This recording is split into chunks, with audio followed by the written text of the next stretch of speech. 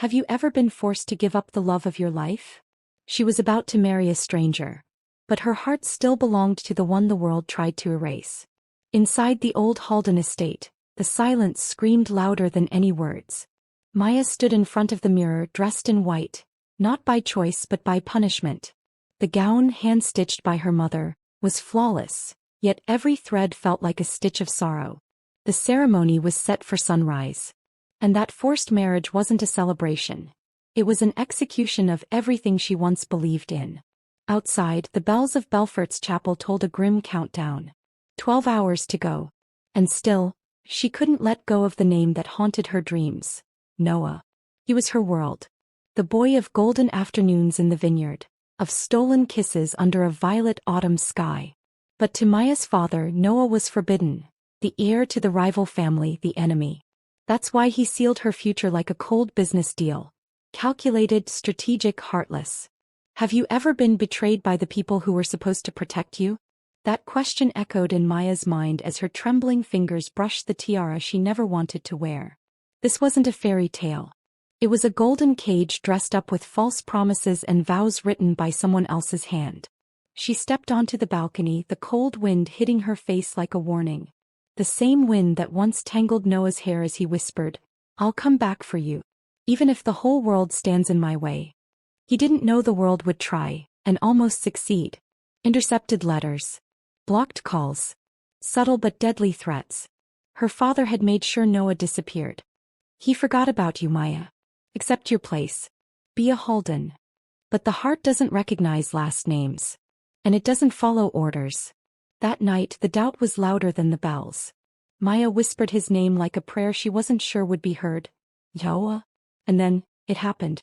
She stepped on the porch, the cold wind hitting his face as a warning. The same wind that once wrapped Noah's hair when he whispered, "I will come back for you. Even if the whole world is in my way." He did not know that the world would try and almost succeed. Intercepted letters. Blocked calls. Subtle but deadly threats. Her father had made Noah disappear. He has forgotten you, Maya. Take your place. Be a Halden. But the heart does not recognize surnames. And he does not follow orders. That night the doubt was higher than the bells. Maya whispered her name as a prayer she wasn't sure to be heard. Noah? She was frozen in the white dress. Not a bride, but a prisoner in a dress sewn by her own mother's hands. The clock was ticking, but his heart was somewhere far away. What would you do if the person you loved was declared forbidden? If your future was no longer yours, but a cold transaction sealed by the signature of a stranger? Maya's trembling fingers caressed the tiara she never wanted to wear. Outside, the bells of the chapel rang, each ringing a countdown to a life she did not choose. Then, in silence, a whisper under the door. A small envelope. Named. Just a message that contained his last hope. Meet me at midnight. In the Garden of Thorns. N. Have you ever been forced to give up the love of your life? What would you do if your whole future was decided by others?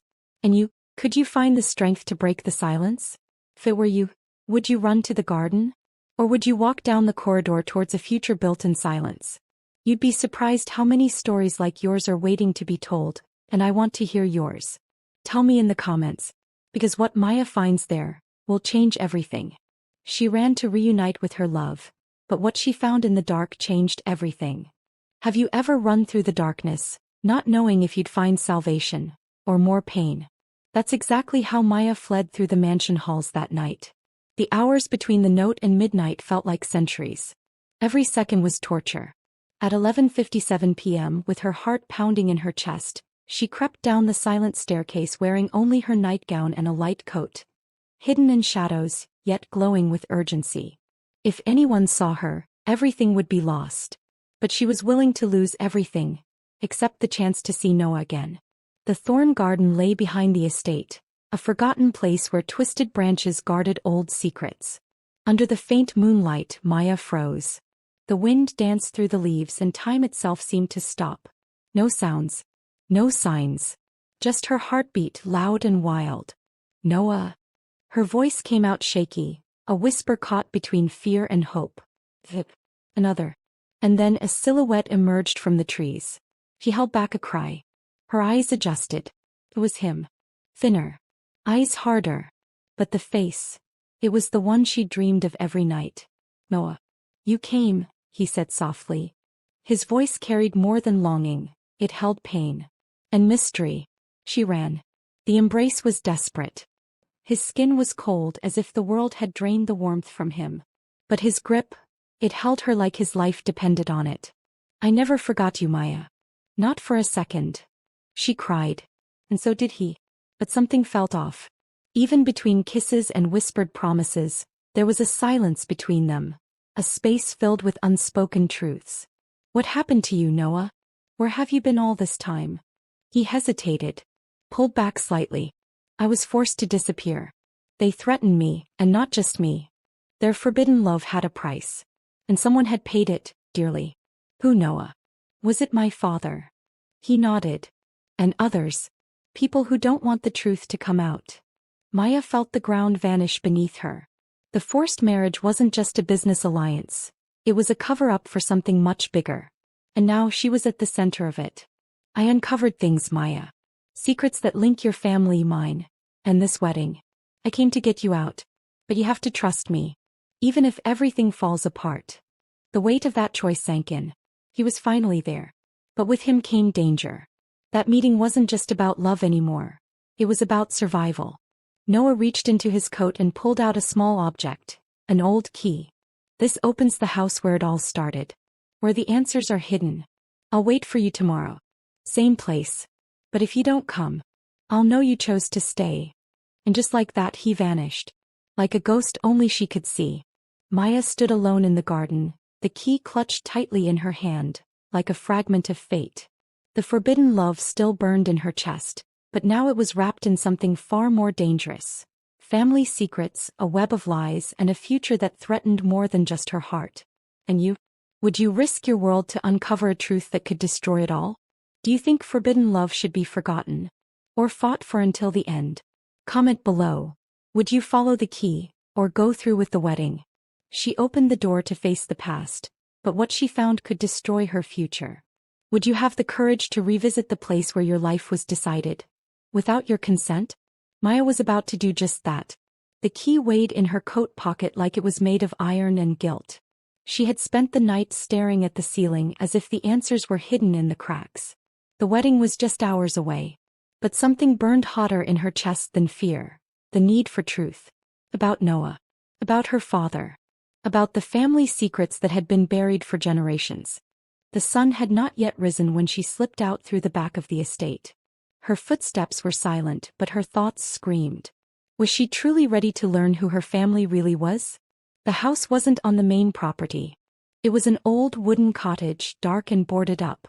It was where her grandmother had mysteriously died. The same place her father had always forbidden anyone from entering. The key clicked in the lock with a dry snap. Then, silence. The door creaked open. The air inside was thick, untouched for years. Dust blanketed every surface, but something felt off. As if someone had been there recently. She stepped carefully, her fingers brushing over forgotten objects. A cracked porcelain doll, a photo album hidden beneath a loose couch cushion, and a yellowed letter sealed with the Bexley family crest, her father's name. With trembling hands, Maya unfolded the letter. And what she read shattered everything. To Mr. Victor Bexley. Payment confirmed. The child will be raised under the family name as agreed. Clinique de Genève, Switzerland. 1999. She dropped to her knees. The letter spoke of a transaction. A deal. A child. Was that child her? Behind a crooked painting she found more documents. Medical records, DNA data, and a birth certificate partially destroyed. Where her mother's name should have been, there was a black line. And under father, it didn't say Victor. It said Leonardo Hartmann, Noah's father. The scream that left Maya's throat wasn't human. It was ancestral. Her father had lied. The forced marriage wasn't just a power move, it was a cover-up. A way to bury the truth that she and Noah might not just be forbidden lovers. They might be siblings. But before despair could fully take over, a detail on the documents caught her eye. A date. A difference of months. Enough to suggest they didn't share the same mother. It was possible. It was still possible that the truth was being twisted. In the back of the house, a locked door called to her. She used the key again. Inside was a dark, padded room. Photographs. Diaries. Tapes. The horror grew with every step. On one of the tapes, a whispered conversation played between her father and a doctor. She can't know. No one can.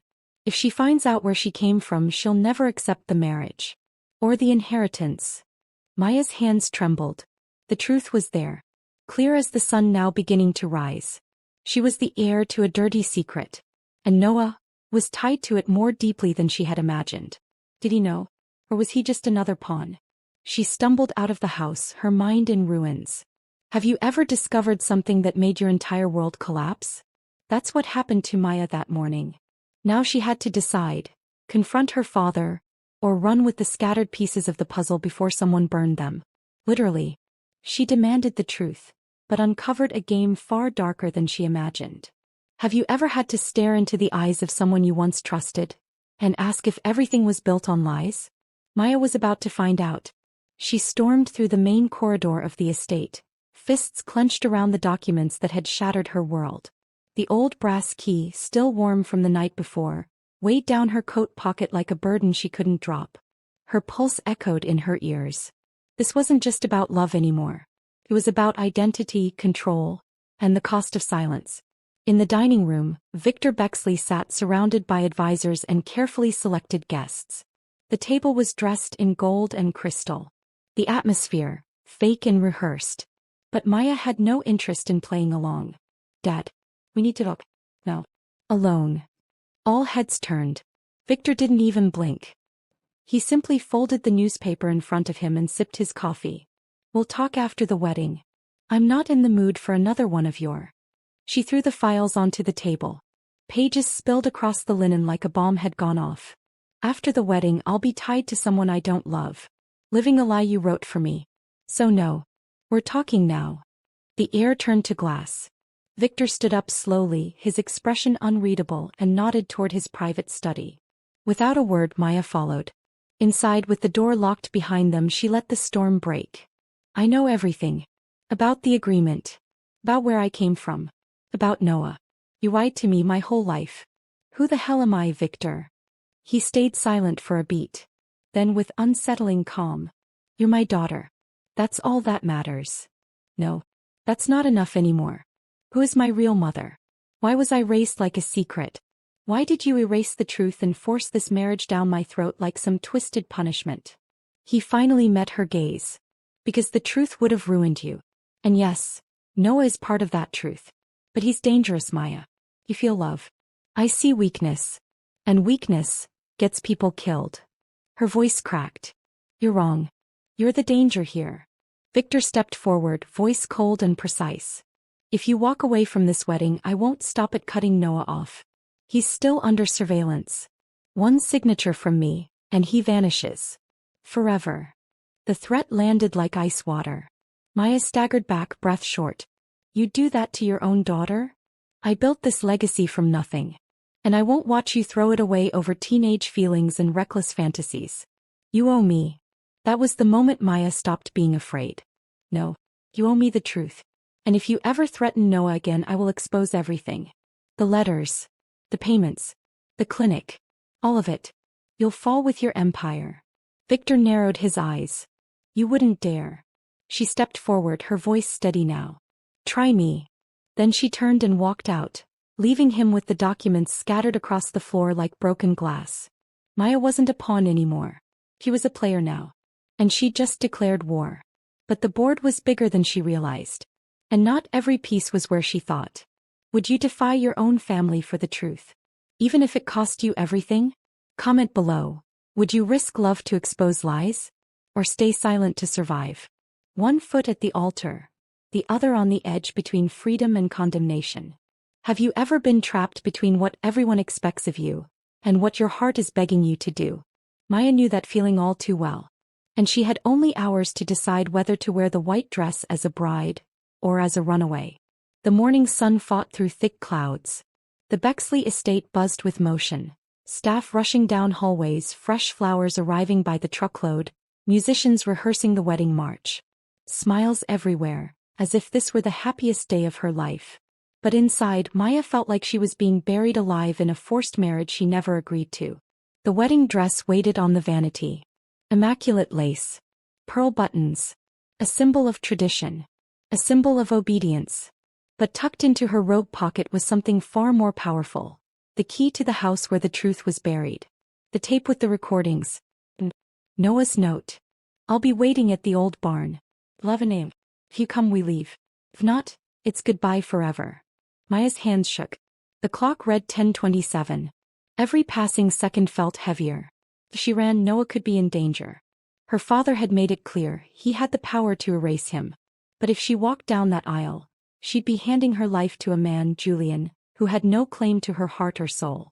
You have to decide now, said Clara, her cousin and maid of honor, stepping into the room. Would you help me run? Maya asked. Clara hesitated. Depends.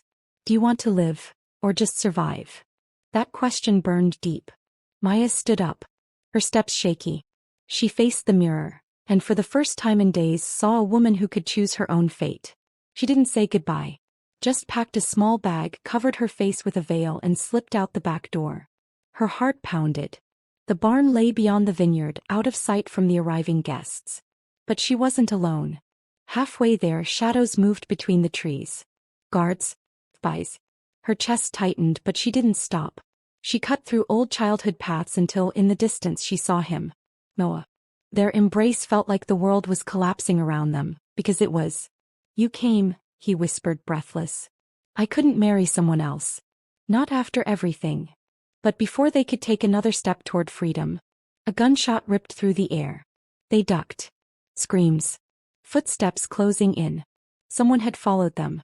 Her father had found out. Noah grabbed her hand. They ran to the truck hidden behind the barn, but the tires were slashed. They want to break me. Make me crawl back. But I'm done crawling. Maya shouted.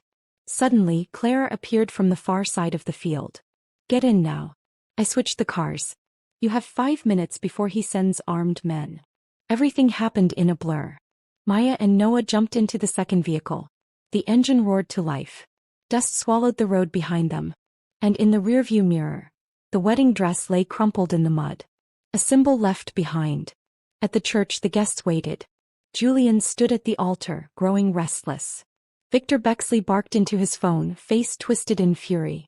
And the world kept waiting for a bride who had chosen to disappear, to save her soul. Would you have the courage to leave everything behind? For a love that might cost you everything? Comment below.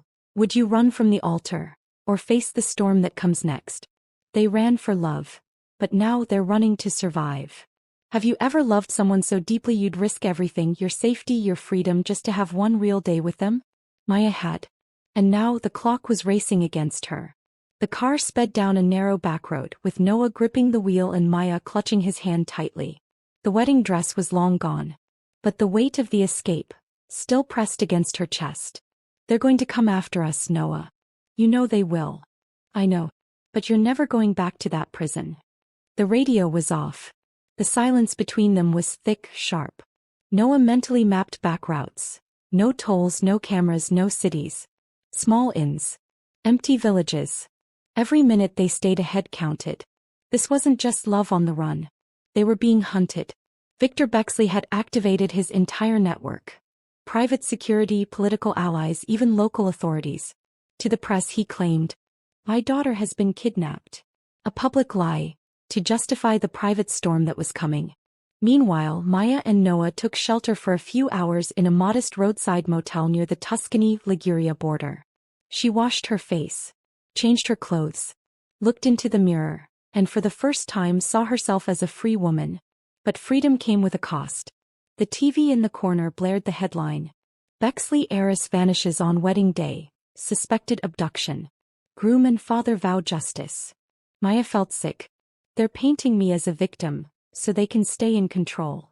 Or worse, Noah muttered, they want to erase you from the game. Permanently.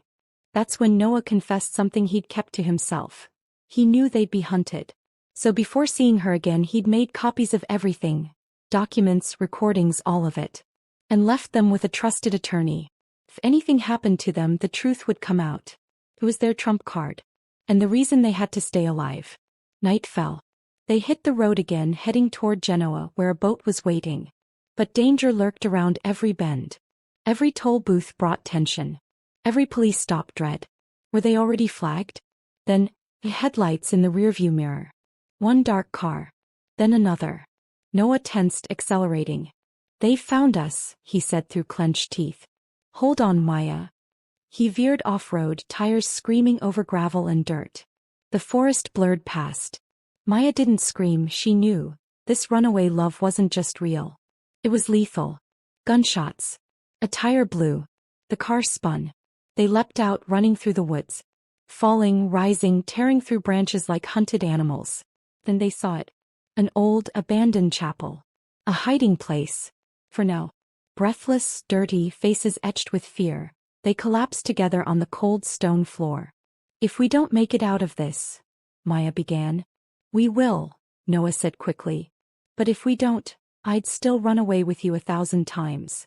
In the heavy silence that followed, Maya asked the one question that had haunted her since it all began. "Do you really love me, Noah? Or did this love only grow because it was forbidden?" He cupped her face, eyes locked with hers, voice steady as a vow.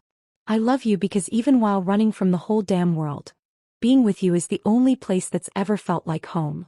But the forest didn't stay silent. Footsteps. Voices. They were surrounded again. And this time, someone Maya never expected appeared in the chapel doorway. Clara. But she wasn't alone. Could you love someone enough to risk everything, even being hunted for it? Comment below. Would you keep running, or surrender to save them? She thought she could trust the one who shared her blood, until she felt the invisible blade of betrayal. Would you trust your life to someone who grew up beside you, even knowing they always held back the truth? Maya froze the moment she saw Clara at the chapel entrance. Her eyes searched that familiar face, the same one who helped her escape, who hid the key, who whispered escape routes. But no, Clara wasn't alone. 2 men in black stood behind her. And farther back, a car's headlights cut through the forest like a silent threat. "Clara, what did you do?" Maya's voice cracked, a soft whisper heavy with disbelief. Clara raised her hands slowly as if calming a wounded animal. "I'm here to help. They were going to ambush you.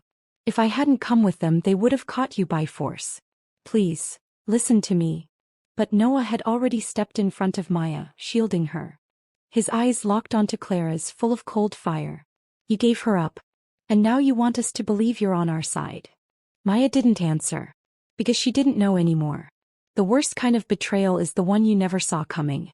Clara took a careful step forward. "I grew up with you. I saw how you loved him. I saw how your father crushed you. I did want to protect you. But I also wanted to protect myself. I made choices. Some I regret more than you'll ever know." Maya stepped back. "Are you afraid of my father?" Clara looked down. "I'm afraid of the truth. And everything it brings." One of the men in black answered a call, then started walking toward them. "We have orders. Bring them back alive." Noah tightened his grip on Maya's hand. "That's not happening. Not without a fight." But before anything else could happen, Clara said something that shattered the air around them. "I'm your sister, Maya." The world stopped moving. "What did you just say?" "We share the same mother," Clara said, barely holding her voice. "I found out 2 years ago. She was in a psychiatric hospital in the south of France, declared unstable. When she died, they gave me a letter, with photos, records. You were taken by our father. I was left with a housekeeper's family, and he did it all to protect the inheritance. Not us. Family betrayal. Shared blood. Lies about origins. It all hit Maya like a wave of dark water. You knew, and never told me? Because if I told you, you would have run. And if you ran, I'd lose everything. But after all this, I realized something. Trapping you was worse. And betraying you, it destroyed me too." Tears slid down her cheeks without a sound. The men were getting closer. Time was running out. Clara inhaled sharply.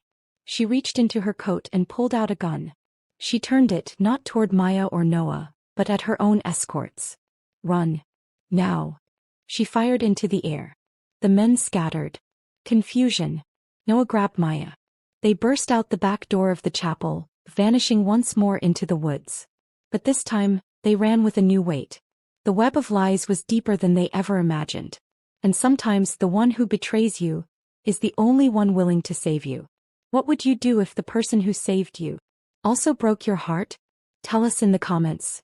Have you ever felt betrayed by someone you trusted the most? What would you do if family wasn't what it seemed?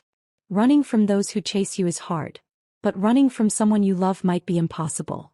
Have you ever felt time slipping through your fingers, while the forgiveness you needed stayed frozen in place? The forest seemed to breathe with them as they ran. Every step was a silent scream. Every breath a countdown. Maya and Noah moved fast along the narrow trail, their bodies running forward, but their hearts still stuck on what they'd left behind. Clara, her cousin, her friend, her sister, and maybe her greatest heartbreak. They didn't look back. They couldn't. The voices faded in the distance, but the tension still clung to their skin like cold sweat. She helped us escape, Noah said between breaths. But why? Guilt? Fear? Or love? Maya whispered. What Clara had done lived between two worlds, betrayal and salvation. How do you forgive someone who almost destroyed you, and then risked everything to save you? Hours later, under the veil of night, they reached a deserted road. An old truck driver, paid in silence and cash, dropped them off near a sleepy fishing village by the French border. This was it. Their last chance. The village slept under a blanket of sea fog. At the docks, an old fisherman was loading crates onto a small boat. His eyes were sharp. His voice rough. Word is, important people are looking for you. What did you two do? Maya hesitated. Noah spoke. We ran from a forced marriage. And a carefully built lie. The man didn't ask more. He just nodded toward the boat. If you're going, it's now. The sea doesn't wait. While Noah made arrangements, Maya sat at the edge of the dock. The sea before her looked like a mirror, dark, deep, and impossible to read. Just like her thoughts. She thought of Clara. The shared blood. The broken truths. The girl who had once braided her hair at summer weddings, and now stood at the center of every painful answer. Do you trust her? Noah asked, sitting beside her. I don't know. I don't know if I ever did. But I don't know if I can hate her either. Forgiveness can be freedom, he said. Or just another prison. How do you know which it is? Maybe, you only know when it's too late. They boarded the boat. The engine coughed to life. The wind bit at their skin. The silence between them said more than any words could. And just as the boat pulled away from the dock, something caught Maya's eye. Not a figure on the pier. Not a wave. A small, folded object tucked between the crates. Wrapped in cloth, wedged where someone had to place it intentionally. She reached out. Unwrapped it slowly. It was Clara's locket. The one she always wore. Inside, a photo of two little girls. One blonde. One dark-haired. On the back, a note written by hand. For what I couldn't be brave enough to say. You were never my enemy. I only wanted to be your sister. Maya froze. Her chest tightened. She held the locket against her heart. She didn't know if she'd ever see Clara again. But now, she didn't need to. Some goodbyes don't need words. Some forgiveness lives in silence. The fog swallowed the coast behind them. And with it, the last pieces of what used to be certain. Can a silent gesture hold more truth than 1,000 apologies? Share in the comments. Would you carry the pain, or leave space for forgiveness? She was finally free, but trapped in memories she didn't know how to forget. Have you ever left a place behind, but felt like it never truly left you? Maya walked the streets of Nice with slow, cautious steps. Like any moment someone might reach out and pull her back. The morning sky was blue, the sea sparkled in the distance, and everything looked painfully normal. And yet nothing inside her felt at peace. Noah walked beside her, trying to seem calm. But the way his eyes scanned every shadow said otherwise. We're safe for now, he murmured. But this isn't over, Maya. I know. Her fingers brushed the necklace around her neck. An old locket that now held more than a photo of Noah. Inside was a note, folded small, left in the coat Clara had slipped aboard the boat. Maybe you hate me now. Maybe forever. But I love you. You were the only real thing I ever had. See. The words echoed. Clara hadn't made excuses. She hadn't begged. She just left a trace of herself. Something human. Because emotional scars never show in pictures. Yet they're the ones that hurt the most. In the days that followed, Maya and Noah moved from one rented room to another, switching locations every 48 hours. Noah set in motion a contingency plan through his lawyer. A sealed file prepared to expose Victor Bexley if anything happened to them. But being chased wasn't the hardest part. Sleeping was. When they managed to rest, the dreams weren't restful. They were rewinds. "You still think about him?" Noah asked one night, staring at the ceiling. Maya didn't answer right away. Then she whispered, "Every day. Not out of love, but because of the damage. The wound he left behind." "Do you miss home?" "I miss a version of myself that never existed." The words lingered in the dark, soft as smoke. The next morning, Maya walked alone to the pier. Kids played. Vendors shouted. Tourists laughed. The world spun on while hers felt frozen in fragments. There by the sea she let herself cry. For the childhood stolen. For the mother she never knew. For the sister she discovered too late. For the wedding she never wanted. And for the love that, even standing beside her, sometimes still felt distant. But the tears weren't weakness. They were a release. Because sometimes to move forward you have to let yourself feel everything, down to the last crack. Back at their apartment, Noah was holding a letter. "It's from the lawyer," he said. "Court ruling just came in." He took it. "Read it once. Then again. The charges against Victor Bexley have been dismissed due to lack of public evidence. Case closed." Her chest tightened. So, the truth wasn't enough? No. Not for their kind of justice. And for ours. Noah looked at her, quiet. "Maybe, it's still being written."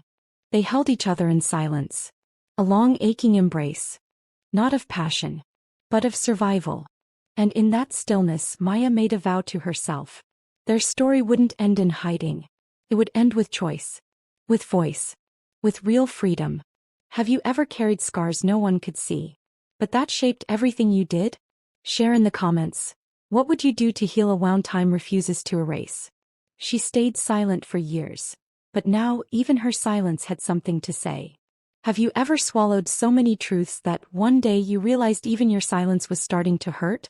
Maya felt that every time she stared out at the sea. The world around her was calm, but inside a scream still echoed. It was a gray morning in Marseille. She and Noah had spent the past 2 weeks living under false names, watching each other's backs, convincing themselves that this was freedom. But half freedom is still a kind of cage. Then one morning she looked in the mirror and asked herself, what if I stop running? What if, instead of hiding, I show everything? The answer came from deep within, fear. But also, truth. She was done being just another silenced woman in a powerful family's legacy. She refused to let other Mayas call forced marriage a beautiful tradition. She no longer wanted to hear her story told by others. She wanted to speak it. With her own voice. With her own pain. And with her own courage. Noah, she said that afternoon, I want to speak. I want to show everything. Even if it hurts. Even if I lose this fragile piece we've found. He met her gaze. If you do this, the world will listen. But it will also judge you. Let them. I'm done living by other people's eyes. That very night Maya began writing. A raw, open letter. She told everything, from the forbidden love to the escape. She included names, dates, evidence, Clara, even herself with all her flaws. She posted it on social media with a short video. Her face front and center. Her voice steady. Tears in her eyes, but not one word wavered. My name is Maya Bexley. For years I was a doll in a golden cage. I was forced to marry for interests that were never mine. But this story isn't just mine. It belongs to every woman who's ever been used like a bargaining chip. I refuse to stay silent. Because silence screams too. And now, my voice will echo. In less than 24 hours the video exploded. International headlines. Thousands of comments. Women from around the world shared similar stories. Some heartbreaking, others still ongoing. Maya wasn't alone anymore. Victor released a statement, calling it the performance of an ungrateful daughter. But the tide was already turning. The court reopened the case. Clara, alive and in a safe location, agreed to testify. Photos, audio recordings, secret contracts, all surfaced. That once muted voice, was now impossible to silence. On the balcony of their small apartment, Noah watched as Maya smiled. Really smiled for the first time without fear. "You don't have to run anymore," he said softly. "Maybe we'll still have to fight," she replied. "But now, I get to choose how." Have you ever felt that staying silent hurts more than speaking up? Share in the comments. Would you find the courage to tell your story, even when the world is against you? Chapter 11. The Weight of Truth. Keyword: emotional justice. Opening hook. She told the world everything, but not everyone was ready to listen. Have you ever done the right thing and still felt broken inside? That's how Maya felt. The video had gone viral. Her name was everywhere. Headlines filled the news feeds. Heiress exposes forced marriages inside billionaire family empire. Woman challenges Bexley legacy, becomes voice of feminine resistance. But with the applause came the backlash. Fake profiles. Threats. Twisted edits. Misquoted words. And the worst part, some of the cruelty came from people she knew. "You didn't think it would be easy, did you?" Noah whispered, gently brushing her hair back as she cried on the sofa. "No. But it hurts. It hurts that opening my soul became entertainment for those who never understood my silence." Still, she didn't back down. The next day, Maya received an official invitation to testify before an international human rights panel about familial abuse and forced alliances. He said yes. Because this time she wasn't just speaking for herself. Meanwhile, across the world, Victor Bexley finally began to unravel. His empire was under investigation. The family name plummeted on the stock exchange. Allies distanced themselves. Clara, now protected by an NGO, released letters to the press. Proof of what really happened behind the gilded doors.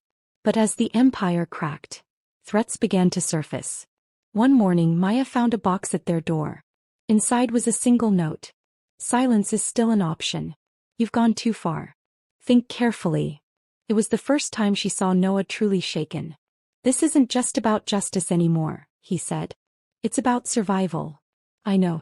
But if I stop now, what will I say to myself when I look in the mirror?" They were moved to a more secure location under protection. But the emotional pressure built higher than ever. The public wanted answers. The system wanted silence. And Maya just wanted to breathe. One night she stepped out onto the balcony. The wind whipped against her skin like a voice from the future. There, with only the stars watching, she recorded another video. "Truth is heavy. Sometimes it breaks you. But living without it is worse. I'm not a hero. I'm human. And I'm learning, slowly, not to bow anymore." This time the reaction wasn't viral. It was deeper. Letters. Emails. Comments. From women. From men. From daughters. From mothers. From ordinary people whispering the words she never expected to hear. "Thank you for saying what I never could." And in that moment Maya understood. Real emotional justice doesn't come from a courtroom. It comes from the echo. The echo of your voice, reaching the quiet places where others still live in silence. Do you still believe speaking the truth is worth it, even in a world that punishes honesty? Comment below, have you ever felt guilty for doing the right thing? They ran from everything, except the wounds they began to open in each other. Have you ever loved someone so deeply that you started bleeding inside just by trying to protect them? Noah woke up and didn't see Maya in bed. Her scent still lingered on the pillow, but the space beside him was cold. Like the quiet distance that had been growing between them for days. He was on the balcony, staring at the sea. "Always the sea. You don't sleep anymore," he said, sitting beside her. "Neither do you." The silence between them wasn't born of absence. It was born of exhaustion. Since Maya became a public symbol of resistance against forced marriage, their lives had turned into a battlefield. Interviews. Security details. Lawyers. NGO meetings. Veiled threats. Each of them trying to be strong, but slowly falling apart. "Noah," she said quietly, "do you still feel like we're together, or just surviving in the same space?" He didn't answer right away. Then with brutal honesty, "I feel like we're losing each other, trying to save everyone else." That truth pierced her like a splinter to the chest. "Do you think I should have stayed quiet?" "No, never. Sometimes I miss the days when the world was just us and a hidden promise in the oak garden." She gave a sad smile. But the world was never just ours. There were always walls. Always invisible chains. They embraced. But even in their embrace, there was distance. Later that day, during a live interview with a French news outlet, Maya's voice cracked as she spoke of Noah. He was my shelter. My scream. My escape and my home. But I can't be someone's woman if I haven't finished becoming my own. The quote went viral. Thousands applauded her courage. But when she returned home, Noah had packed a bag. You're leaving. Not out of anger. Out of love. Because I love you too much to become another cage in your story. Maya fell apart. You're all I have. No, Maya. Have you? And I want you to figure out what that means, without reshaping yourself around me. The goodbye kiss was slow. Heavy. Packed with all the words neither of them could say. He left. She stayed. And that night, for the first time since she ran from the altar, Maya slept completely alone. But there was something freeing about it. Because sometimes, love bleeds. And when it does, it needs space to heal. Have you ever lost someone, not for lack of love but for loving too much? Comment below, would you let them go, or ask them to stay? She moved on, but destiny wasn't done writing the last line. Have you ever loved someone so deeply that even their absence became a constant presence in your life? It had been 96 days since Noah left. Maya wasn't counting out of longing, she was counting out of respect for the story they had lived. Since his departure, she had focused entirely on rebuilding herself. She began speaking publicly about emotional freedom. She published a book about her journey. And finally, she accepted the role as ambassador for an international campaign against forced marriages. She was living her voice, her power, her truth. And yet, there was still a silence. Not an emptiness, no, she was whole. But a quiet space where something unfinished still breathed. On a rainy morning in Paris, she was invited to speak at a global conference. At the end of her talk, she stood on stage, calm and centered. And for the first time in public she spoke about the man who once walked beside her. I loved a man who set me free. But I had to let him go, to free myself from who I was.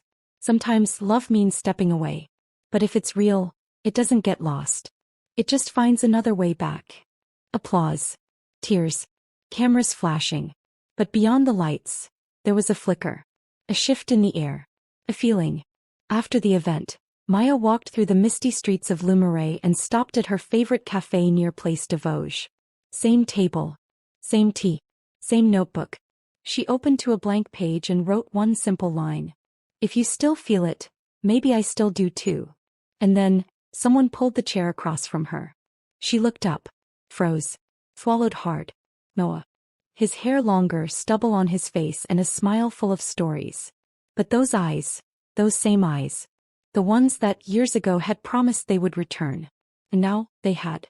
You got famous, he said, gently teasing. And you disappeared, she replied through laughter and tears. I think we both needed that. The silence between them didn't hurt anymore. It was full. It was peaceful. There was no rush. No reckless promises. Did you come back for me? No, he said. I came back for us. Because time passed. But what we built stayed. She reached for his hand across the table. It wasn't a restart. It was a new beginning. A beginning made of choice. Of freedom. Of two people who had learned to stand on their own, and now were choosing to stand together. And there, in that small Parisian café, under soft rain and softer glances, Maya understood. True love isn't what holds you back. It's what returns. Not because you need it to be whole, but because it chooses to stay when you already are. Do you still believe that true love knows how to wait for the right time? Share in the comments. Would you believe again, if they came back changed? Was this chapter your favorite? Share it with someone who still believes in love that heals, not just holds. Some stories don't end. They just learn how to rest. They said this story would never reach the end. Too many broken hearts. Too many secrets. Too much silence. But even silence one day learns to rest. It's been a year since Maya spoke her truth to the world. The headlines have changed. The protests turned into policies. The whispers became echoes, louder, stronger, and carried by many. Victor Bexley lost his empire. Not in a courtroom but in credibility. His silence cost him everything he once used to silence others. Clara now works with survivors. She doesn't try to fix her past, just to use it for something better. She and Maya talk not often but deeply. And sometimes that's enough. Noah lives in the same city as Maya. But they don't share an address. They share space, time, glances, days that are no longer rushed or fragile. They walk together now, because both of them have finally learned how to walk alone. The world doesn't look the same. But Maya doesn't either. She no longer counts the days. She writes them. She no longer waits for freedom. She builds it. And as for the girl who once stood on a balcony, terrified of her voice, she now speaks to crowds. Not because she wants to be heard, but because someone else, somewhere, still needs to listen. In a quiet closing scene, Maya stands in front of a classroom full of young girls. She tells her story one last time. You are not a contract. You are not your father's name. You are not a secret meant to be hidden. You are not a wedding planned without your permission. You are not what they expect you to be. You are yours. And that is enough. The camera fades as they applaud. Not for her fame, but for her voice. Because what began with a girl whispering a name in the dark ended with a woman choosing her own name in the light. Did this story move you? Inspire you? Help you heal? Comment below. What part of Maya's journey felt like your own? If this story gave you chills, hope, or even just a single tear, subscribe and come back anytime. This isn't just a series. It's a voice that now belongs to you too.